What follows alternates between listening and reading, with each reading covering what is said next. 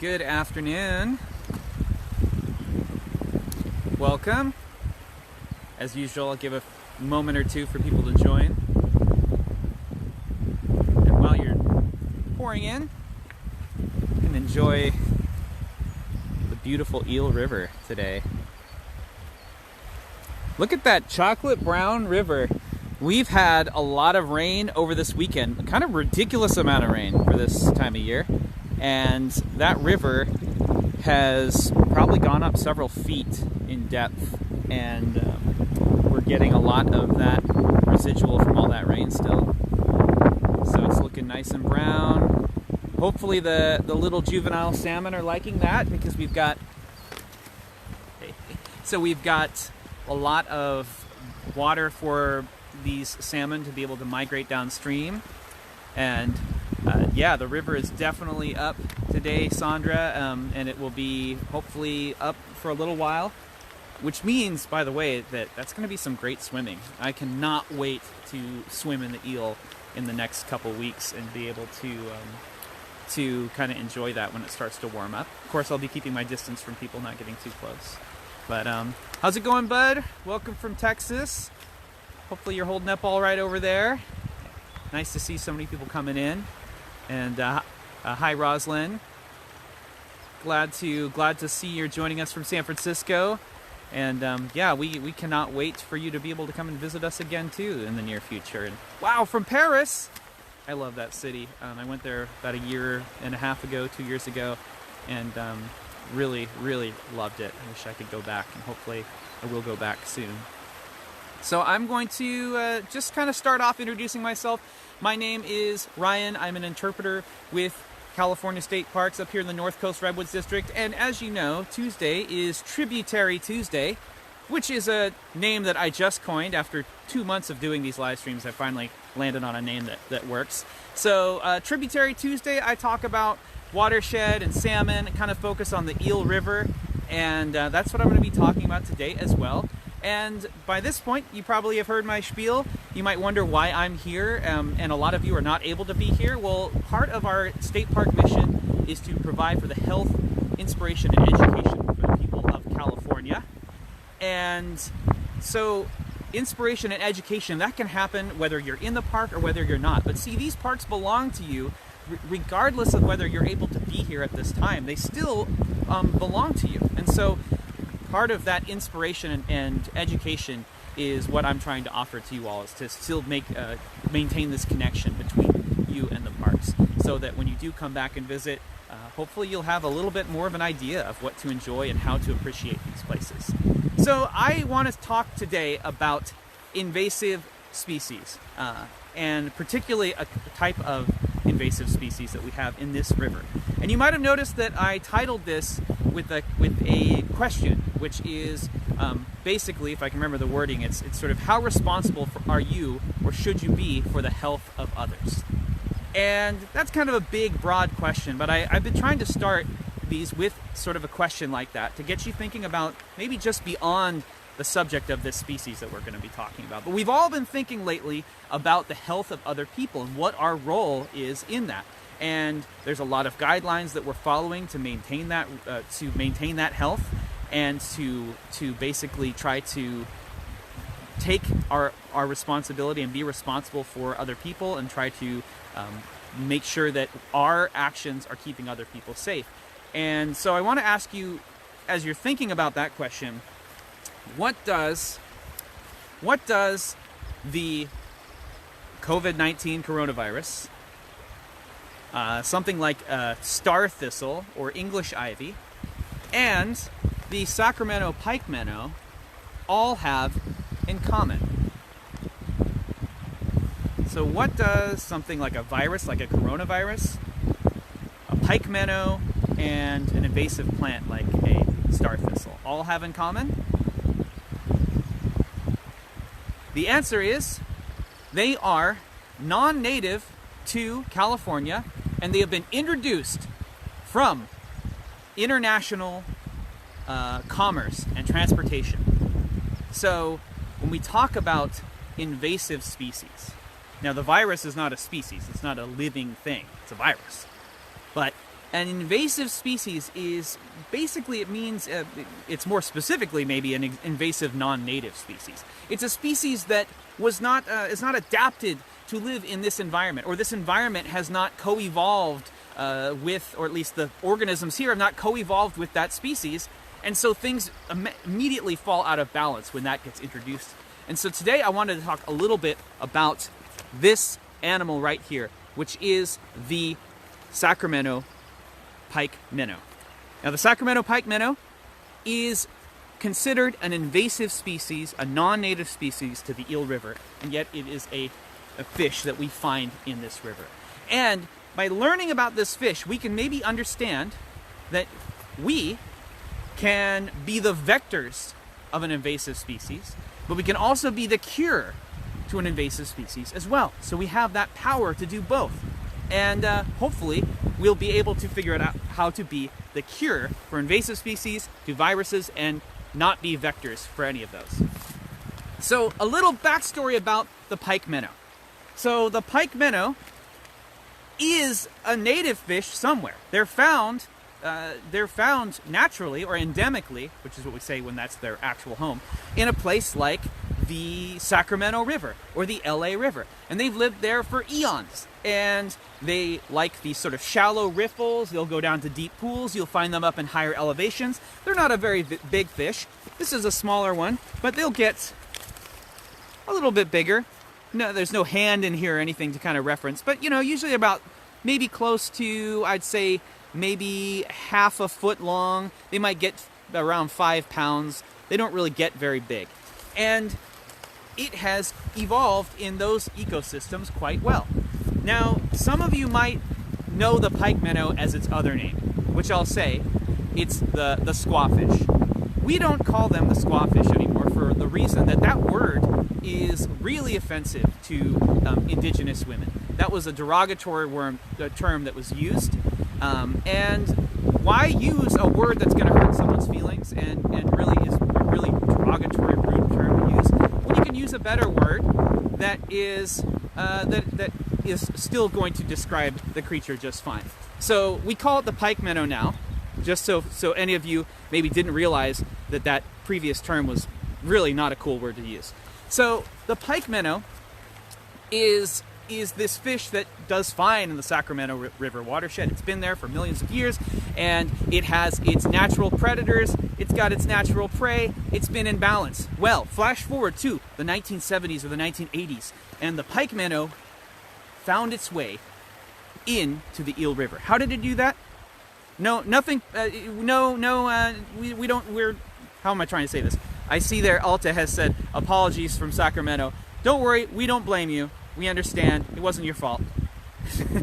So what happened was the pike minnow found its way possibly from people fishing in Lake Pillsbury, which is a lake that we find a couple hundred miles, or maybe a little over 100 miles upstream. And maybe that fish was introduced by dropping in, maybe somebody dumped a big one somewhere. Sorry for the wind. I know that's probably a little bit of a nuisance there. It just kicked up out of nowhere. So the pike minnow found its way here.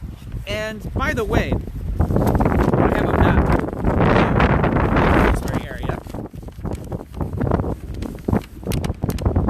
I know, so 5-pound minnow, right? We think of minnows as little tiny fish, but we often use the word minnow incorrectly. We often use minnow to describe little juvenile fish that we see in the stream. Minnow doesn't necessarily mean it's a little fish. So a lot of people use that term when they see little fish. They're like, oh, look at those little minnows. That's not actually accurate. A lot of minnows that people see are really juvenile salmon and steelhead in these rivers. So just maybe for your own education, you might realize that some what we think are minnows might actually be little salmon. So minnow is a type of fish. So here's a little map of the Eel River. There's Lake Pillsbury. And then right here is the Russian River. Now the Russian River is native habitat to, or the pike minnow is native to this river. But here's what happened. In 1908, a tunnel was bored through a mountain now connecting the Eel River and the Russian River together. So there's this very small little tunnel that drains takes a whole bunch of the water from the Eel River into the Russian River. And that's how it's been for over a century. Now that doesn't necessarily mean that the pike minnow came in through that way. In fact, there's no evidence to suggest that. But if you look at how close those two watersheds are, you will see that there is a real high risk of, in certain species who might be native to here, to end up in a different watershed where they're not. So that's another risk, or another way that humans can kind of play this role between connecting a species into another environment where they don't belong. So we've got this pike minnow now in the Eel River watershed. And so what has it done? What does it mean when it's invasive? Well, basically, when that fish was introduced into Lake Pillsbury, it was a foreign entity. It was a new entity that came into a river system that had not evolved with that fish in it. So you could say that the Eel River did not have the antibodies to maintain or to control that fish. And so suddenly that fish began to eat. What did it eat? It ate little bugs when it was young. When it got bigger, those fish began to eat fish and eggs, salmon. So not only were they eating the fish, not the fish's food, but they were also eating the fish. So now you've got this overpopulation, or maybe this potential overpopulation of fish. They're competing for the salmon habitat. And the other thing is, does anyone know, maybe from when I talked a couple weeks ago, how many eggs a salmon lays on average a year? One salmon. Does anybody have an idea about how many salmon eggs are laid by one fish in a year? I'll give you a moment. The number is about 2,000 to 5,000 eggs. Can you guess how many eggs a pike minnow might lay in a year? One pike minnow? 30,000 in a year. 30,000 eggs. So a pike minnow can just outcompete the salmon. So that's trouble for these salmon. And what some research has shown, there's been some studies that have happened, and let's see if I can remember one of the organizations that has done some of this research. There was the Pacific Coast Federation of Fishermen's Associations has done some research and kind of determined that if there was a 10 to 20% reduction in pike minnow, that would basically cut the salmon kill rate in half.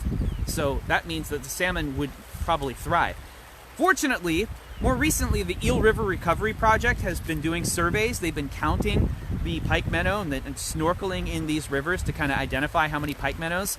And what they've found is that the pike minnow population is starting to stabilize. It's starting to no longer increase. And one of the main reasons for that are river otters are enjoying these pike minnows. They're actually finding them quite tasty. And so they're eating a lot of those pike minnow. Now, the river otters are keeping some balance, and that's good to know. But that also kind of leads us to let's tie this back into a more prescient invasive invader that we are all talking about, which is the coronavirus. Now, if you think about one way that we can prevent the spread of invasive species or coronavirus or something like that, is that we can stop it in its tracks. Basically, one way is to avoid spreading it by not dumping bait buckets of invasive species into other rivers, which is actually illegal. If you have an aquarium with little fish living in it and you get kind of tired of having them, you want to let them free in the river, don't do that! You might be introducing an invasive species, not only a fish, but maybe some of the plants that are in that aquarium. Maybe you would be maybe even algae and bacteria and pathogens that might not be there. So a lot of invasive species were brought into California, as well as any other place, because people came they settled from other areas and brought some things that maybe they liked. For example, if you were had a homestead and you wanted to grow some ground cover that reminded you of home, you might plant some periwinkle or some English ivy, and you end up introducing a tree-killing ivy into an ecosystem where it was not evolved. And so the same thing with the pikeminnow, and the same thing with a coronavirus. You bring, basically, by people traveling all over the world, you run the risk of bringing viruses into areas where maybe there are not the antibodies in our own bodies to be able to handle that. Now, the other thing that we can do when dealing with an invasive species, rather than just stopping it by hunkering in place, is that you can monitor it. And so I just mentioned one way that we monitor in this river, the Eel River Recovery Project, doing that monitoring. Similar to like us taking a test, doing a coronavirus test, so we can make sure that we're not carrying the virus, so that we can conduct our sort of normal activities. And then, so another way though is by trying to come up with some kind of cure, some kind of incentive. And this is where we can kind of see that humans can be the cure, just like we're trying to come up with a vaccine, just like we're trying to, for the coronavirus, we can also try to come up with a way to eradicate a non-native species, an invasive species like the pikeminnow. The problem is the pikeminnow is a pretty clever fish, which is to its, maybe its impressive credit and why it's done so well in the Sacramento River where it is native. If you try to fish for the pikeminnow, you might be able to catch one, but there's a couple things that fishermen have found. That one thing, that it seems that the pikeminnow releases a hormone into the water. Once it's hooked, it will release a hormone into the water that warns other pikeminnows. And so basically, you catch one, but you're warning all the other pikeminnows that there's a dangerous predator in this vicinity. The other thing is that the pikeminnows can, and they seem to have been shown to learn different kinds of lures, that they can start to remember and train themselves to avoid certain kind of lures. So that is also something going against us when trying to remove and eradicate the invasive pikeminnow. Now, there are places where there's a lot of incentive to catch them, like for example, the Bonneville Power Administration or administrators in the Columbia River up near in Washington have an incentive, have a program that you can look up if you go to pikeminnow.org, and basically it's this program in place that you can go fishing for a pikeminnow, and they will pay you $5 to $8 for every pikeminnow that you catch, and they also tag those pikeminnow. Some of them are tagged, so if you catch a tagged pikeminnow, you could get $500 for catching that. So it's a great education program. It's a great way to take kids out and go fishing, as well as perhaps that kid might catch a tagged pikeminnow and get $500. So how's that for a fishing trip? So there are things that we can do as people to be the cure for invasive species. And just as we can be a vector, and as we have shown to be a vector in many ways, spreading things around because of our international commerce, we can also prevent that spread. And one of the things is that in this river, it is not just pikeminnow that are invasive. There's also bullfrogs, sunfish, there's European pond turtles, there's even mud snails, New Zealand mud snails in some of the surrounding rivers as well. And when I was working in Fish and Wildlife, we would survey some of these rivers and count for fish, and we'd wear wading gear. So we had our stream boots, and we had our waders. And one of the things that we always had to do is if we went from one watershed, like the Eel River watershed, over to the Mad River watershed nearby, we always had to sanitize our equipment. We had to put it in a substance that would kill any pathogens, because we didn't want to spread any New Zealand mud snail eggs from the Mad River watershed over into the Eel River. And I'm not exactly sure, if I remember correctly, which river the mud snails were being found in. So don't quote me on that, but I believe that we were trying to keep them from getting into the Eel River. So that's something that we can do. So think about that. Not just with pikeminnow or other fish, but like if you're going from one park to another, and you are traveling, getting soil, treading soil in your shoes, and then you're moving over into another park, maybe in another part of the state, think about the pathogens that you could be spreading. So the same way that you maybe go to the grocery store, you're getting your stuff, and right now, what do? When you go home, you probably take off your shoes and leave them at the front. You probably are washing your hands pretty vigorously. You don't want to bring any potential pathogens from the store into your house. Think about that in the same terms of going from one park to another, is that you could be spreading maybe a seed, an invasive plant, through the seeds that might be on your clothing, or maybe some spores on your shoes. Things like sudden oak death can be spread that way. So remember, you can take some of what you've learned in this fight against coronavirus, and you can keep using that skill to be the cure against invasive species. So I would say just remember the habits that you have picked up over and the resilience that you've built over this last 2 or 3 months, and keep using that when you are visiting parks, when you are going to environments that are pretty far apart from each other, and avoid being a vector, not just for a virus, but avoid being a vector for invasive plants, for spores of perhaps dangerous pathogens like sudden oak death and other kinds of maybe weeds and things like that. So the pikeminnow is not a bad fish. It's a pretty awesome fish. It's got some pretty cool adaptations, and it is an important part of the ecosystems where it's native to. The Sacramento River, the Los Angeles River, the Russian River. However, the pikeminnow is not native to here, and this river system has not developed the antibodies to deal with it and to kind of maintain it in a healthy way. The same way the coronavirus is brand new to our bodies, and we have not developed the antibodies yet to deal with it. So that's a whole other discussion about the bats that you find coronaviruses. Side note, bats have and carry a high amount of coronaviruses, and yet they're able to survive them very well because they have this amazing, super powerful immune system, which in effect also makes the viruses evolve and mutate very quickly. But you've got this race between the bat and the virus to get stronger and stronger. But bats don't really get affected by that because they have lived with coronaviruses for eons. It's us that has not.